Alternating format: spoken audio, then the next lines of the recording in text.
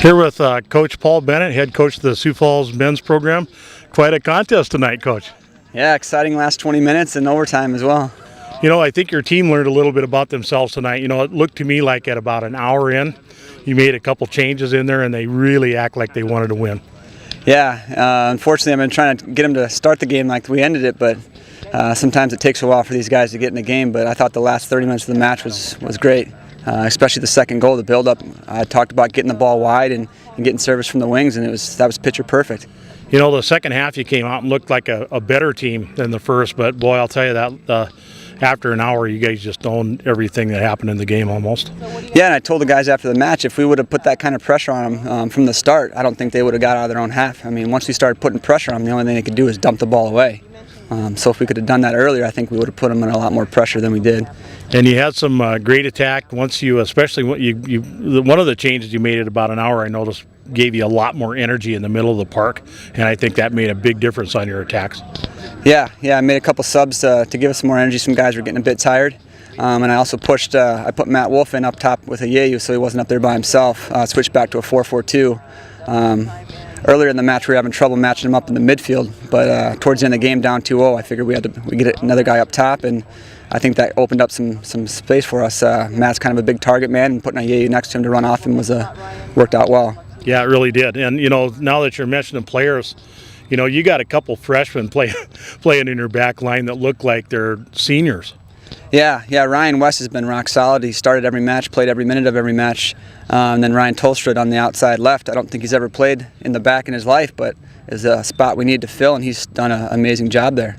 Yeah, just brilliant. I mean, both those guys are just as dependable as any player I've ever seen you have on the back. Yeah, I mean, he's an athletic kid, so he can make up for some of his mistakes with his athleticism. Sometimes he gives the ball away when he probably shouldn't, but he gets right back in and wins it back, which is nice to see.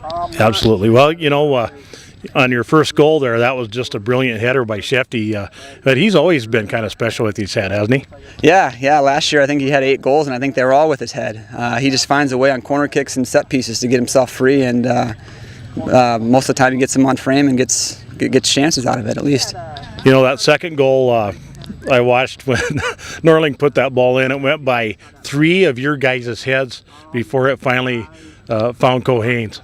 Yeah, that was, like I said, it was a great build-up, a nice ball out wide to Lance. He cut it back and served a great ball, and Ryan Cohane got the back post, and I was so happy for him after hitting the post early in the match and then getting a PK saved. I was just glad to see that he could get a goal. You must be pretty happy then with what you saw your team do, at least at the last part of the game when it really counted. Yeah, again, and I've been trying to preach to our guys all year long is, can we put a full 90 minutes together of good soccer? I think bits and pieces of every match we've played in, we've done well. Now can we put that all together to make a complete match?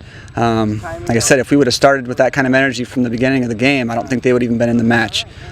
So hopefully we can build on it moving forward and continue the momentum next weekend when we head up to Bismarck.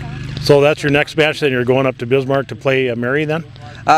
We'll be heading up Thursday evening, and Friday afternoon we'll actually play Seattle Pacific.